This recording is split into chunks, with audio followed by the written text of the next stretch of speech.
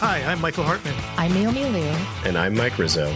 And this is OpsCast, a podcast for marketing ops pros and RevOps pros. Created by the Mo Pros, the #1 community for marketing operations professionals. Tune in to each episode as we chat with real professionals to help elevate you in your marketing operations career.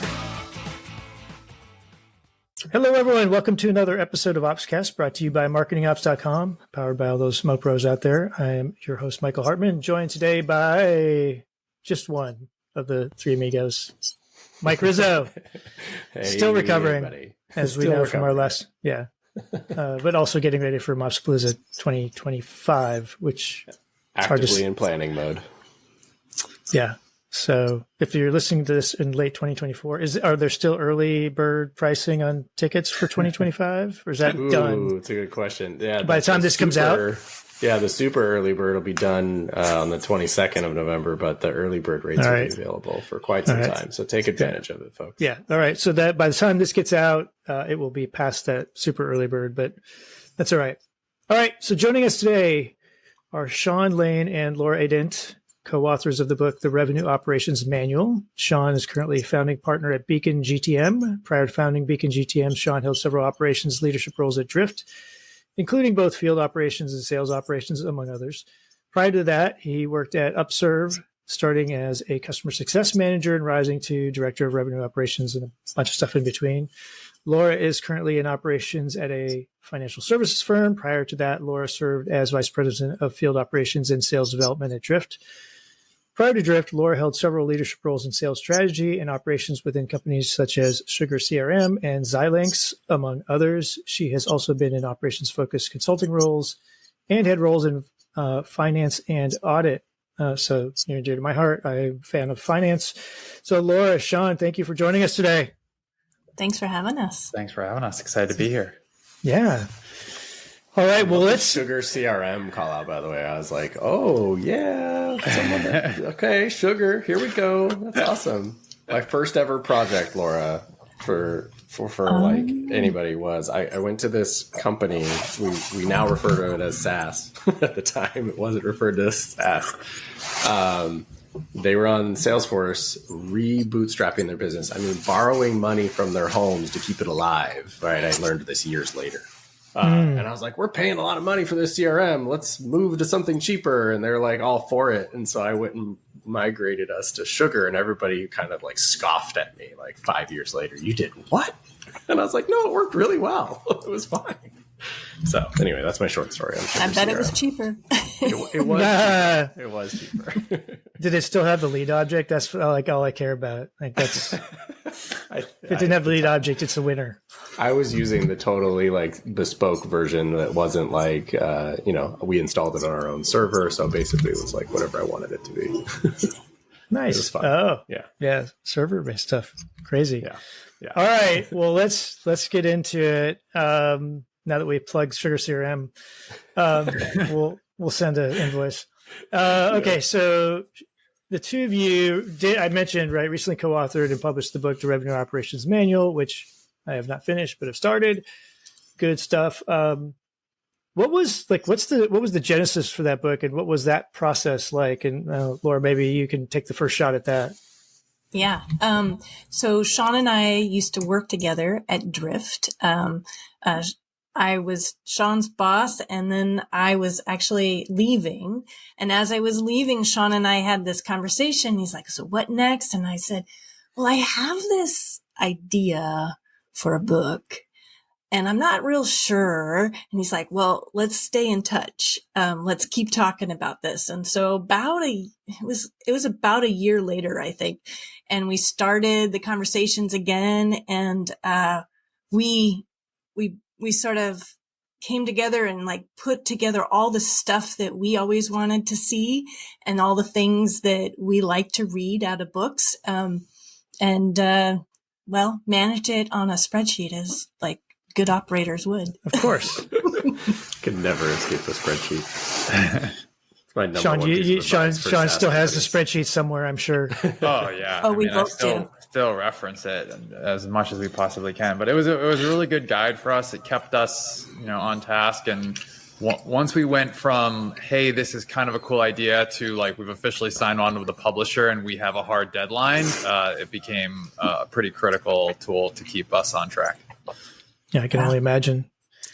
Yeah, I did a little piece for Mike in the community that was, I don't know, 15 pages of something, like more of a white paper. And like, I can't imagine doing it a whole book, right? It was, the staying on task was actually really hard, way harder than I expected. So I can't imagine, like, because your book is definitely 80,000 words is no joke. It's no joke. That's significant. That's significant. 80,000 words. Yep. Wow. Is that how they like contract you, is like by like a word count, or is it?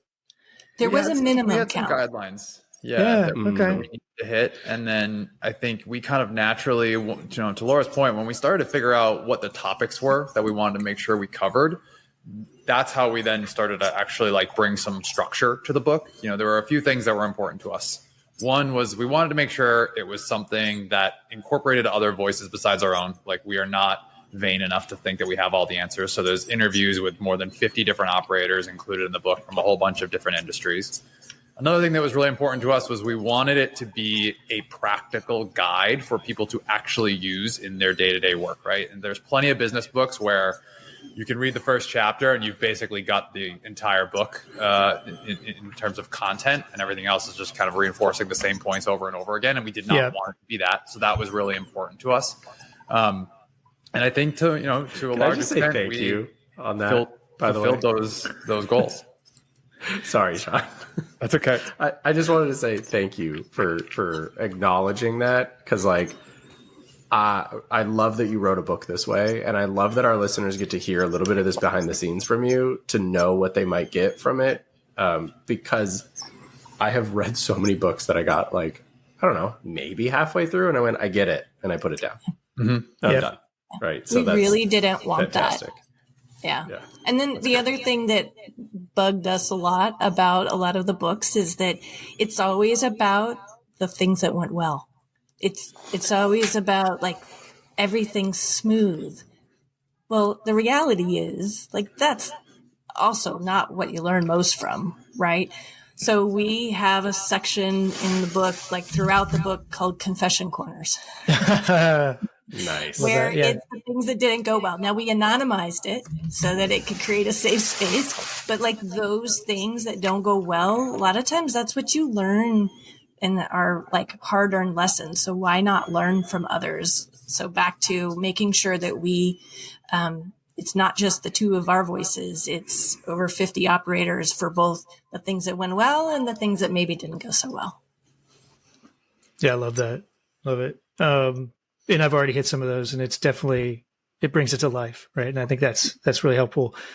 Okay, so before we go too far, because I think the term revenue operations is out there, used in a lot of places. It's a big topic. I think there was, in fact, I think you in your book you referenced that it was like it's supposed to be one of the top growing roles in the near future at the time when you were doing it. But I think there's still a lot of inconsistency on when I say it versus somebody else says it versus what you say, right?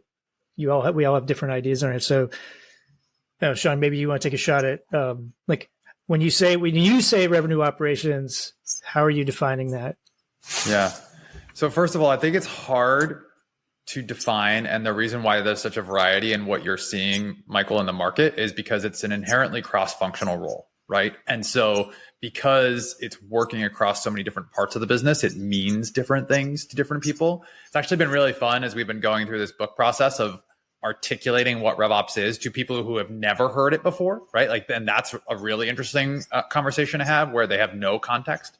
But I think the thing that Laura and I found in the folks that we talked to and in kind of planting our own flag in writing the book is we wanted to make sure that our definition of RevOps focused on outcomes, right? A lot of people talk about kind of like the traits of RevOps. Like they're like, oh, it's cross-functional. Oh, it makes my reporting better. Oh, I get a unique view of the customer journey.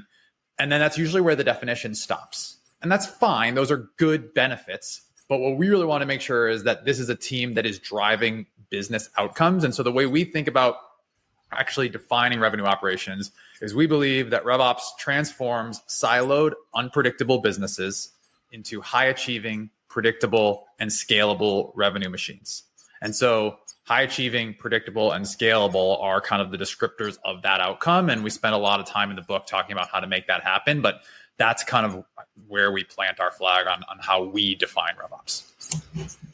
That makes sense. So I know like even from my own edification, occasionally I see, well, let's say job postings that say revenue operations, but when you look at them, they actually are like, oh, this is really sales ops with a different title. Like, did you again, still working through the book, did you cover that, or do you see the same thing, right? Where people are sort of using the term, but not really in the way that you think it should be?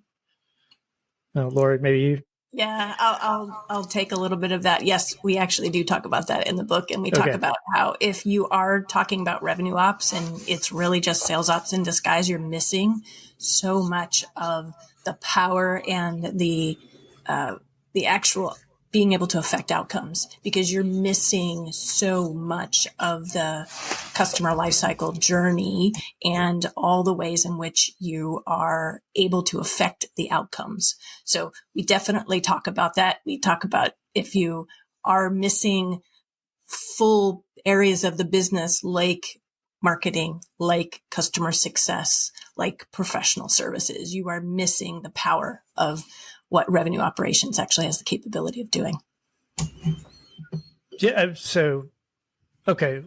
So I think that's interesting because, again, still reading the book, it's interesting to me that you had to actually call that out, because I agree, right? I think it does a disservice for the actual, what the role should be. So it's interesting. So Sean, you and I spoke earlier as we were kind of getting ready for this, and you talked about that there are things that unite different parts of what is revenue operations.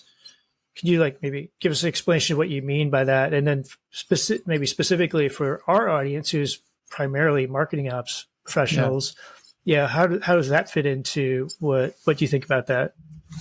Yeah, I mean, this was a conversation that Laura and I had a bunch of times as we were writing the book, right? And we were under no illusions that every single topic that we cover in the book is going to perfectly cover every single role and responsibility within what is a pretty broad RevOps spectrum, right?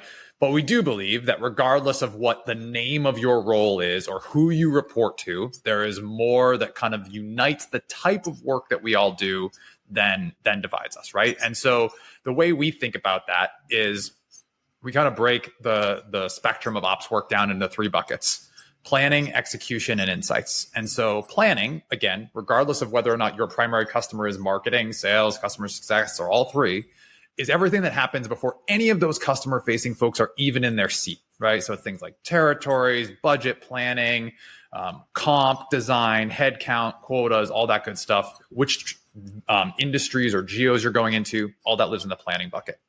Execution is all about the day in the life of all of those internal customers, right? So if you're in marketing ops and you are specifically marketing ops only, your job is to make the marketers on the team better at their job, right? How are you going to democratize a lot of the tools and processes that you've so carefully crafted into the hands of the rest of the team? And that's where things like pipeline creation, pipeline management, forecasting all live kind of in that execution bucket. And then insights should be the bridge between the two. And there are, an unlimited number of ways you can slice a marketing funnel, as I'm sure your audience is painfully aware. But that's where the core reports, the KPIs for the business live, but also hopefully the proactive analyses that marketing ops folks can be running and the insights they can be delivering back to the business, right? And so I think you can, search and replace marketing ops and everything I just said with sales ops, rev ops, CS ops, whatever your flavor is. And I think those buckets of work will still be true. Yeah. I like that planning, execution, analysis model. That actually makes a lot of sense, because I think in models for just marketing ops, I mean, that matches up, right? We've got, campaign ops is often probably the biggest bulk of what most marketing ops folks do, which I think is the execution piece. So And what Laura and I ended up doing is we actually specialized our team in those buckets, right? And not everybody's going to have the luxury to do that, because you're going to have a lot of folks listening to this who are 1-2 person teams. Yeah. But you can still think about even the work that you do as an individual in those buckets. And then hopefully as the team grows, it might make sense to actually specialize people into those areas, because then you can go super deep. And the other added benefit that we found is all of your internal customers, it becomes incredibly clear to them who they should go to for a particular area of expertise, right? And I think that's a challenge sometimes for marketers, sales leaders, whoever it might be, to look at their ops team and say, okay, there's a bunch of people over there. Who do I actually go to about campaign execution, right? Who do I actually go to when, the Google Ads integration broke? You know what I mean? Like, those are the types of things that I think make that really clear to help make the partnership better. Yeah, and I would say that I think a lot of leaders actually are a source of that problem, right? They try to funnel stuff back through themselves in the guise of trying to protect my team, right? As opposed, so sure. Yeah, I mean, I think I've seen that myself, and it drives me bananas. So I try not to be that guy, but I want to echo my appreciation for that framework and what you were talking about there. Like, we talk a lot about, and Sean, or I'm sure you've heard it many times over, right? People, process, and then technology. And I think by sort of really thinking first about, Michael's going to laugh at me because I'm going to refer to it as a product. But when you think about like the product that is your go-to-market sort of tech stack and your team, and you're thinking about like, how do I go, let's abstract away from a product for a moment. But if I'm going to go build a business, I'm thinking about how all the people that need to be involved in that business and all the jobs that need to be done, and then the things that we need to build. And the same is true when you're looking at your broader go-to-market tech stack, right? So think about the people that you're going to be interacting with, and then the process, your territories and all that other stuff. And then, let's figure out how to enable them with the technology on the other side of that stuff. But I really love like the way you've sort of articulated what you just shared and what is clearly outlined in the book that everybody now needs to go read. Just advocating for like, rah, that was awesome. We appreciate that. I think the other thing that Michael called out with the leadership part of it is like, you actually want the people who are owning one of those buckets to be the expert in it, right? And like Laura modeled this incredibly well when I worked for her, and then I hopefully did a decent job of it when she left. But like, the whole point is that those people knew more about sales ops execution than I did, right? And so that you could go to them and say, okay, this person is the expert in this area.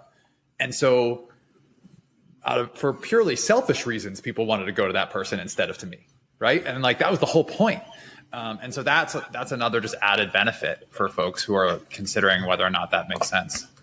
Yeah, that makes a ton of sense. And like the guise of protecting the team thing, for anyone that's maybe used that before, shame.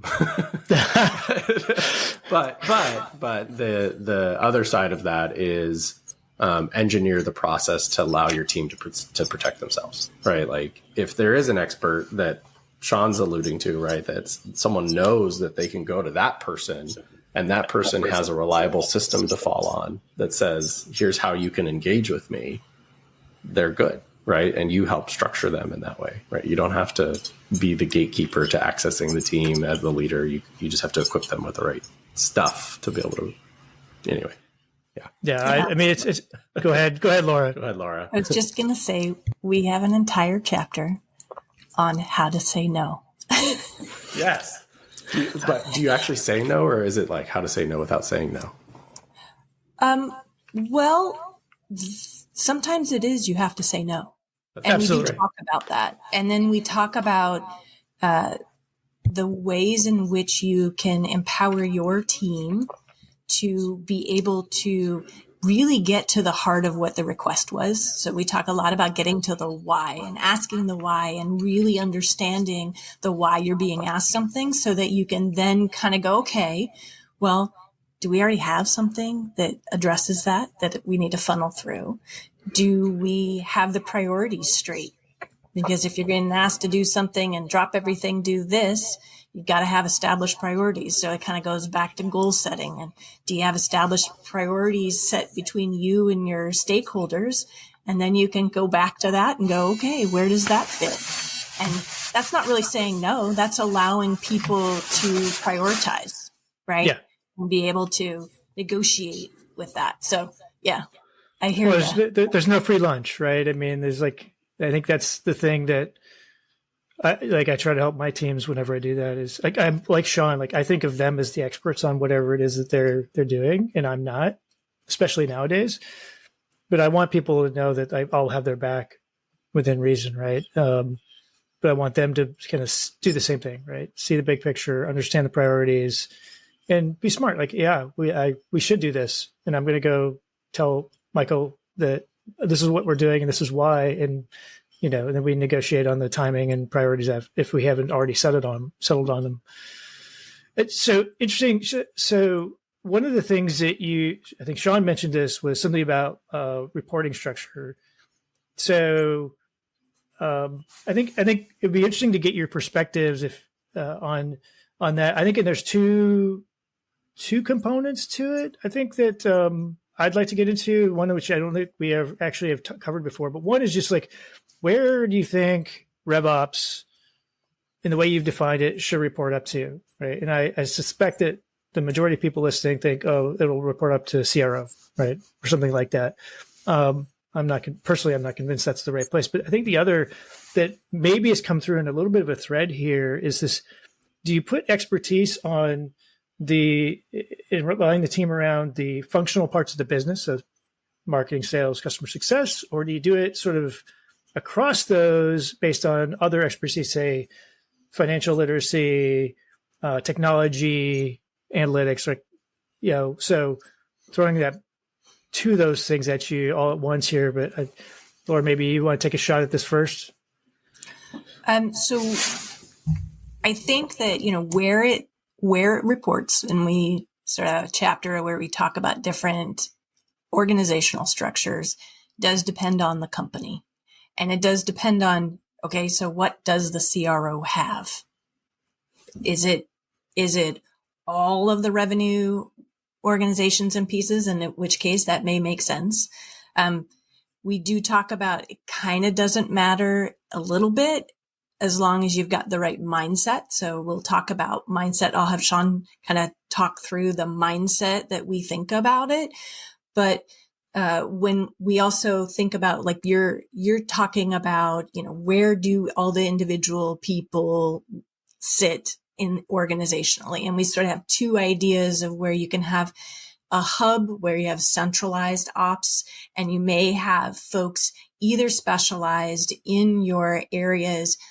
But if you do that, you must be really thoughtful about making sure that you have one continuous thought idea of your customer experience. So even if you have specialization within that, like let's say the marketing tool, there's some very particular skill sets there, and you may need just one person to do that. But are you operating in a way that you're really thinking all the way through downstream, upstream, side stream through the entire process? We do talk about other people do more of the spoke model where, operations sits within each of the organizations, but you can actually achieve the outcomes that we talk about if you have the right mindset of making sure upstream, downstream, through stream, all of the way, and how do you tie? So both Sean and I have operated in companies where you had centralized as well as some separation, but the ops teams work together. So that's sort of how you can operate and achieve these objectives, whichever way you happen to be organized, but it comes down to how do you approach the work.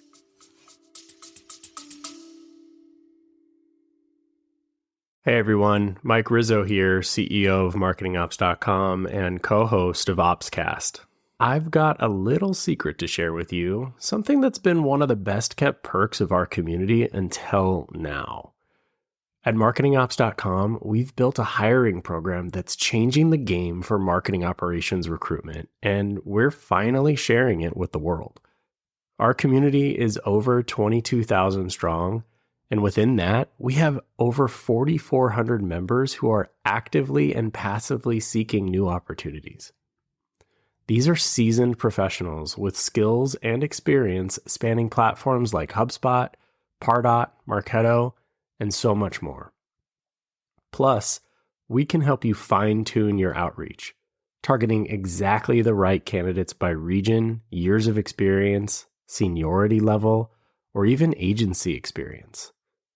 But here's the real cherry on top. When you hire through our program, your new team member gets a free membership or a virtual ticket to our annual conference.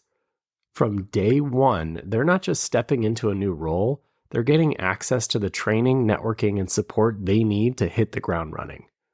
So if you're ready to unlock this incredible opportunity, it's time to let this secret out. Visit marketingops.com and find your next star teammate today. Thanks for listening, and as always, keep optimizing. Yeah, the only thing I would add on top of that is I think it's important to remember that a lot of the people listening and a lot of people when they come into a company are not necessarily going to be the ones in charge of making this particular decision, right? And so I think if you are going to wrap your whole personality up in the fact that like, I'm only going to work in a centralized RevOps team, or I'm only going to work in marketing ops if I report into the CMO, like you're going to be disappointed because just because that's what the structure has when you walk in the door doesn't mean it's going to be the structure, a week later. Right. And so I think it's much more important, to Laura's earlier point, to think about what are the things that will be constant regardless of the reporting structure, right? So like what will be constant is you have to care about what happens in the parts of the customer journey that you are not responsible for. So if your title is marketing ops, you still have to care about how the decisions you make will have ripple effects on sales. Sales ops folks have to care about the changes that they make to the sales process that will impact post-sale teams, right? And so as long as you don't have like the blinders on for your area of the business and you can look cross-functionally and say, okay, this will be the ripple effect over here. I'm going to go talk to this person who's responsible for that area. That's where we find like the very best operators really live and function. It's really interesting. So I know, Sean, you and I talked about mindset maybe being more important than reporting structure. And I think that's what you're alluding to. It's interesting because I also this is a little aside. It's interesting because I noticed that this is a nuance that I pay attention to. I try really hard not to speak up, but Sean, you talked about internal customers, which is like fingernails on chalkboard to me. Like I hate that term with a passion. For that, I was surprised you didn't say anything earlier. No, it's just like there's a long story behind it. But then Laura, you talked about stakeholders. I'm much more of a I think of people internally as stakeholders because, and this is where the mindset for me comes in, is I want to remember that customers are the one who enable us to have the job, right? They're the ones who write us checks to make the company or whatever where we're working viable, so that I that's my own sort of baggage that I bring to this. But to me, that's part of the mindset I want too, right? So anyway, long story, we could go off on a complete tangent there, but I'd love to get more about this mindset concept that you have, because I think you've talked to me, you mentioned some like 6 mindset components or something like that. So if you could walk us through that, Sean. And by the way, Laura and I are happy to chat about customers versus stakeholders too. But we are. So just to answer your question directly, what we ended up figuring out, and really we figured this out over the course of writing the book. This was not something we went into the process already having kind of preordained. Is like we were actually able to codify these 6 statements in what we call the revenue operations mindset in the book. And the whole idea behind this was, as we were looking at all the interviews we had done and the writing we had done so far, these like patterns kept emerging. And like any kind of set of statements or, ideologies, whatever you want to call them, right? Principles, like you can't just take one of them. You kind of have to take them all together as a whole. If you took one in a vacuum, it probably wouldn't be great. But like some of them include things like, operators are strategic partners, not support functions. Like I'm sure you guys hear that all the time. We focus on outcomes, not inputs. We are a perfect blend of strategic and tactical. We are lifelong learners and we're okay with being proven wrong. We believe in a better, never done approach and making things incrementally better, right? So like it's things like that started to become signal for us across all of the different work that we're doing. And I think because the role is so cross-functional, because every company's version of the role is slightly different, like these things were just kind of universally true. And so I think if you're trying to, if you're stuck and you're trying to figure out, okay, like I'm the bottleneck on 27 different issues, I've got too many people asking me for stuff. Like if you kind of fall back on this set of core principles, we think that that's a pretty good recipe for being a successful operator. So I'm curious. I love that. Yeah. Do you, But you go ahead. okay. So Mike, go ahead. I think I'm going to take us a different path here. So you do your follow-up first. Just do my follow-up first. I think it goes without. I am kind of headed down a different path too. So, but I feel like it is a part of this broader discussion in general, because we just talked a little bit about reporting frameworks and mindset. I'm really struggling, and I understand you've got a book, right? You've got literally a book that is called the Revenue Operations Manual. Is RevOps a role or a department? Say more. What do you mean? I mean, is it, we got at the top of this episode, you gave us a definition, which I greatly appreciate because we love more definitions on these things. Do you feel confident that it is someone's job to be revenue operations professional? Or is it RevOps? Is it, do we, or maybe do we think over time we're going to see that evolve with more clarity? And right now it's really just a departmental function right now. Like there's a marketing team and then there are roles in the marketing team. So there can be a RevOps org. It's really funny you bring this up because I've actually been thinking about this a lot, like over the last couple of weeks. And the catalyst for why I've been thinking about it a little bit differently is because I had to explain to someone who had never heard of RevOps before what I thought it was, right? And we've written 80,000 words on it. It's not like I don't have anything to say, but it's a very different context to have the conversation in. And so I think the answer to your question, and I don't mean this in a cop-out way, is both. And the reason why I say that is like, I do very much believe that like this being a specific role within your organization makes the organization better. Period. Full stop. I also think that a lot of the stuff we've been talking about with you guys today and a lot of the stuff in the revenue operations mindset is just a smart way to run a business, right? Like it's just a smart way that if everyone adopted this mindset within the organization, again, the organization would probably get better. Period. Full stop. Right. And so I think that both of those things can be true at the same time, Mike. And I think if it's the number one fastest growing job on LinkedIn, right? If that kind of continues as a trend and more people start thinking about, okay, planning, execution, insights in how I run my team, then great. Like the ripple effects of this job will permeate through all of the functions in the organization, those internal customers. And I see what you did there. Yep. And all of a sudden, every rising tide lifts all boats, right? So I think it's a super interesting question. And I think that's like the future of the type of impact that this role can have. Laura, anything to add? I love it. I'm okay with both, Sean, to be honest with you. Because I've been in a handful of, we'll call them healthy debates on LinkedIn and with some one-on-one discussions too. And I've been challenged by this question lately. Like, I don't know. But Laura, any thoughts to add? Or So I think the way I would summarize what I hear Sean saying, right, is and the conversations that we've had is that RevOps, is it the role of someone? It absolutely should be. Should, because things will get better if it is. And is there a way before perfection to get better? And having the mindset and moving towards that. And do I believe that that is something that's going to become more well-defined over time? I do. I absolutely do. I do think that the value of it will show, but is there a way to move towards that? And that is more of the second part that you talked about of sort of, is it more of the mindset and the way of approaching it? Can you get there versus having it be a particular role? And then I think just to make this like even more tactical for folks, right? It's easy for this to be like very kind of like theoretical and a bit of an amorphous blob of a conversation, right? Like there's a great story in the book. You guys probably know Pete Kazanji, who started Modern Sales Pros, CEO of a company called Atrium, sales analytics software, right?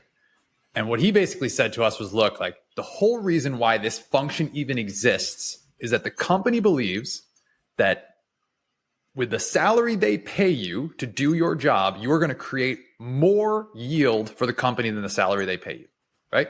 And it's as really as simple as that, right? And so I think the answer to your question, Mike, is like, as long as that is true, then that's the justification for why the role exists. It's true if it's a super cross-functional RevOps role. It's true if it's a super specific marketing ops role, right? But like the whole reason why you're there is to create more yield than the company pays you. Yeah.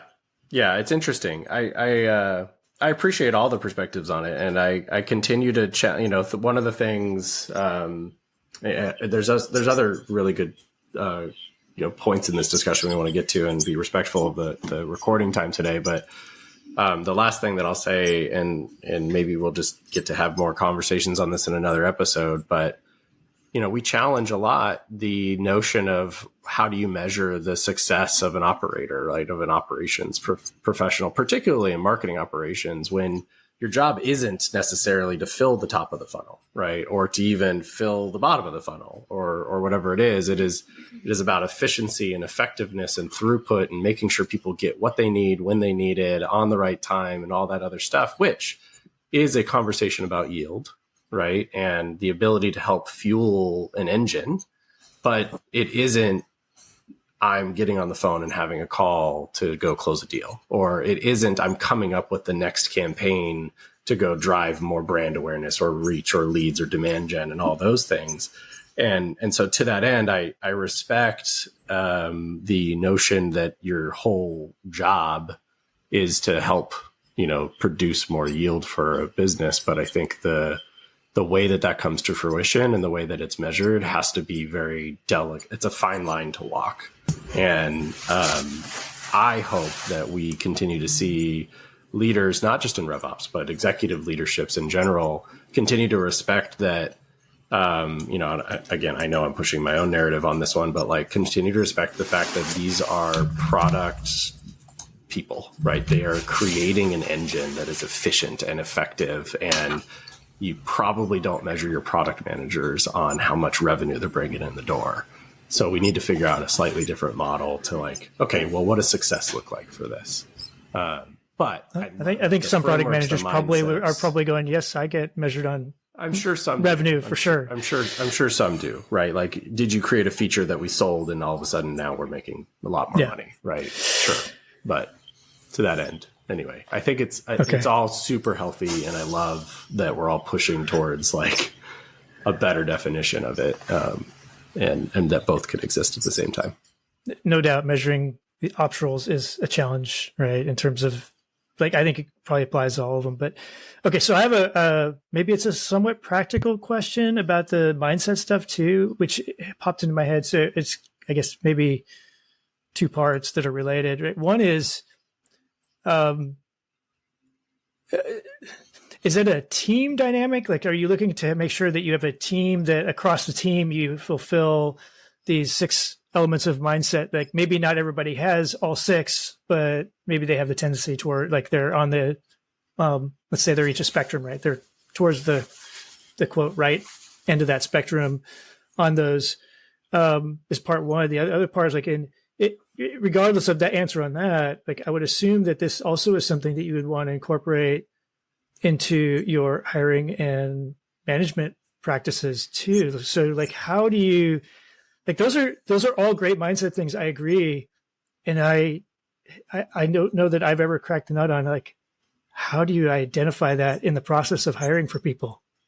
So curious what your thoughts are on that. I'll start, Sean, and then maybe you can finish up where. So team is really important. I actually don't know how Sean feels about this one, but I'll say from my own perspective, I think the mindset actually should apply to all your, like that's the fundamentals of what you're looking for out of your team. And maybe they exemplify, or maybe they need some coaching on some of them of how to go from being support to being strategic. That may be something that you need to bolster. But I think if you're running a team through these mindset, you're looking to make sure that you hire for those that are capable of getting there.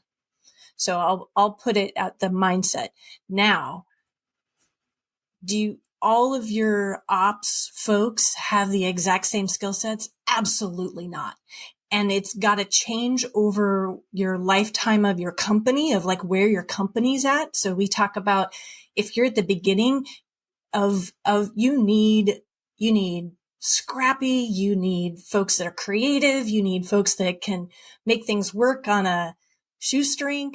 If you are at a very well-established company and you're trying to go public, you need somebody that actually knows a little bit more about controls and can help build in the proper controls for when you're going to go public. So there's a whole big spectrum, and you've got different roles within. So you want your compensation person to be somebody that pays very close attention to every single penny.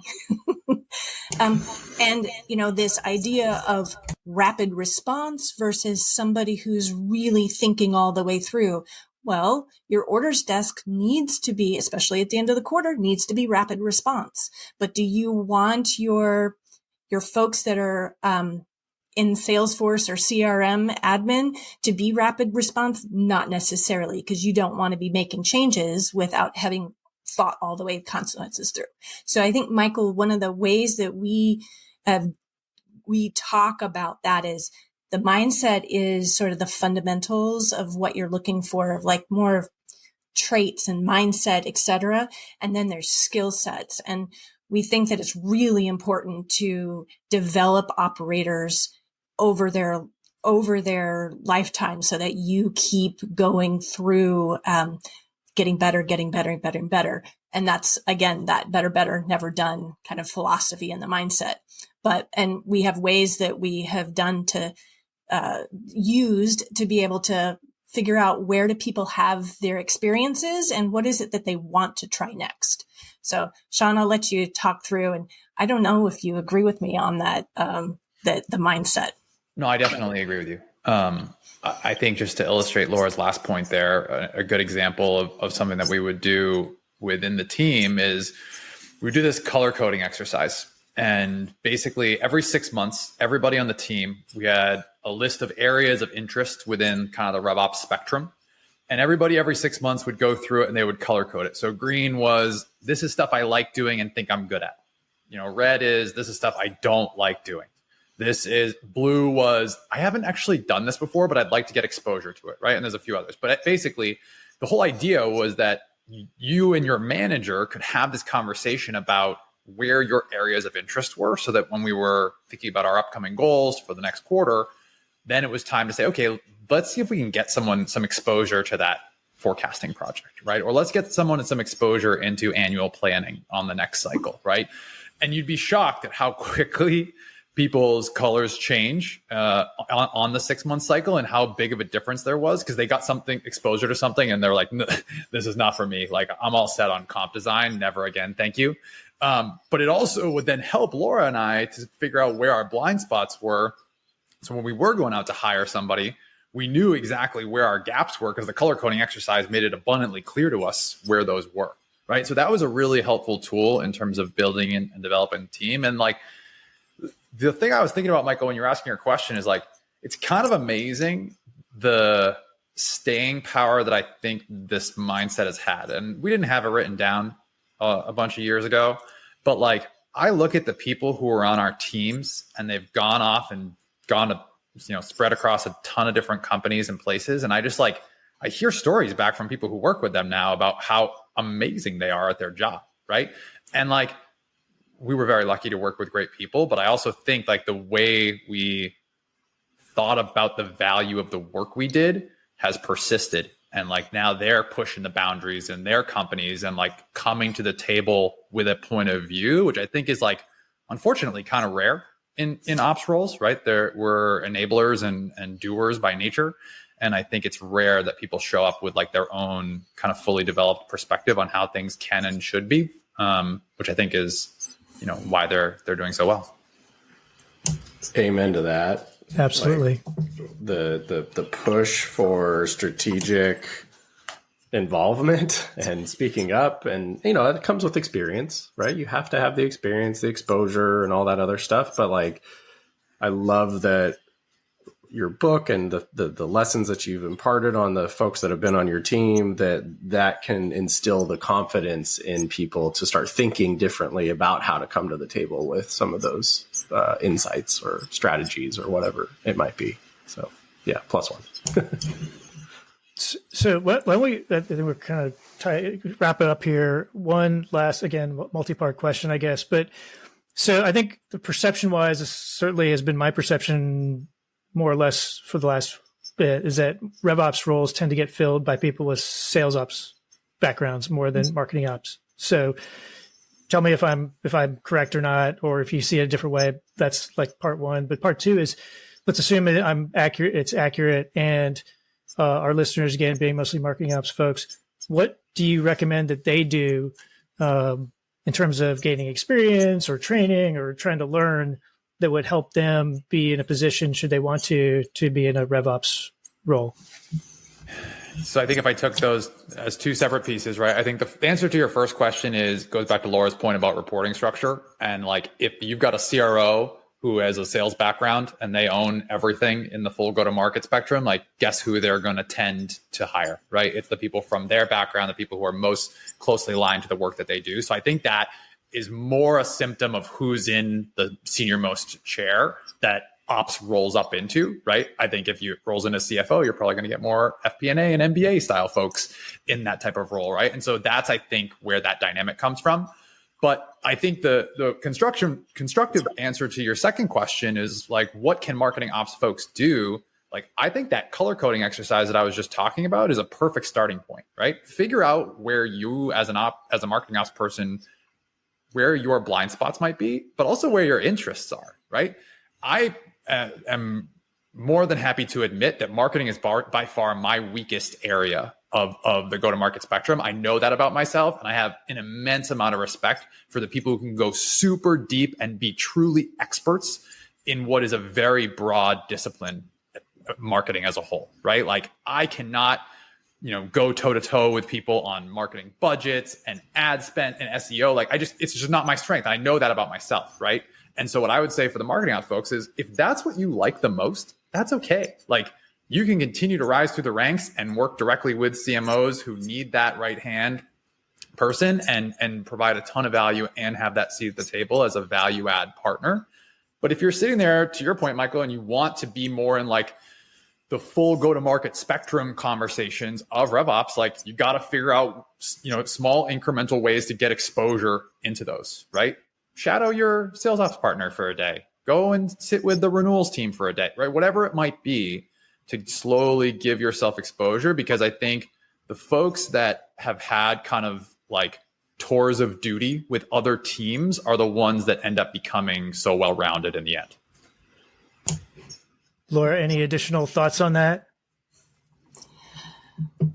No, I think it's the really exposing yourself to other parts of the business and making the connections with your internal partners, customers. They may be partners only, right? They actually may only be partners, but the going and sitting and understanding and then being able to connect what you do with the impacts downstream, that's what they need out of RevOps leaders. So if folks are interested in that, you can use every single opportunity that you get exposed to, which operators do get exposed to a lot of opportunity to learn more about the business and more about downstream and product teams come and ask for marketing information. So learn how they're using it. Yeah. So every opportunity. I really like that because that reinforces what I believe. Like, I think people need to be proactive. That's the first thing. I mean, Sean, what you described is you need to take action. And I'm a big fan. I've talked about it multiple times about places where I've worked where it actually is a policy point. People were sort of required to do like spend a day or two with other people in other departments, not just even in go-to-market functions. And I think it's hugely valuable. So love that. I love this color coding concept. I may follow up with you and see if I can borrow that. I think it would be interesting for those organizations where people are in marketing ops, if they've got a leader in marketing ops and sales ops where they could go to them and say, yeah, I would love to learn some more. Can we, as cross-functional teams, right, do this exercise together and see how we can make all the entire, ops functions across go-to-market motions or activities better. So Yeah. I love that. We'd be happy to give you guys a link for your audience for that. And I think Okay. to your point, there's both there's a tops down and a bottoms up version of that.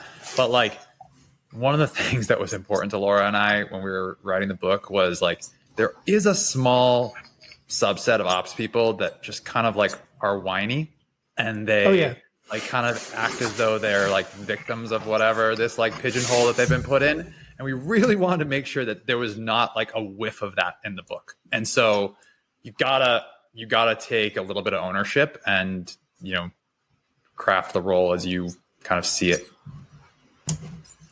You took the words out of my mouth, and I would say it's more than a small fraction. And Mike's heard me say that before. I'm no whiners. No whiners. No whiners. We don't need those. This has been a lot of fun. Laura, Sean, thank you so much. Obviously we can, I think we could put a link to the book in the show notes for sure. But beyond that, if folks want to kind of catch up with what you're doing or follow what you're doing, what's the best way for them to do that? LinkedIn is for me. Sean? Yep. All right. Easy. See, we give LinkedIn promotional stuff every time we have one of these, I think. It's like the only I don't think we've had anyone who said something else, or at least not included it. Well, again, thank you so much. It's been a lot of fun. I can't wait to finish the book, especially now that I've learned a little bit more about it. Thank you, Mike, for joining and always adding some flavor to this. And thanks to our listeners for continuing to support us and bringing us great ideas for guests and topics. If you have one of those ideas or guest ideas or want to be a guest, reach out to Naomi, Mike, or me, and we would be happy to talk to you about it. Until next time, bye, everybody. Thanks, guys. Bye. Thank you.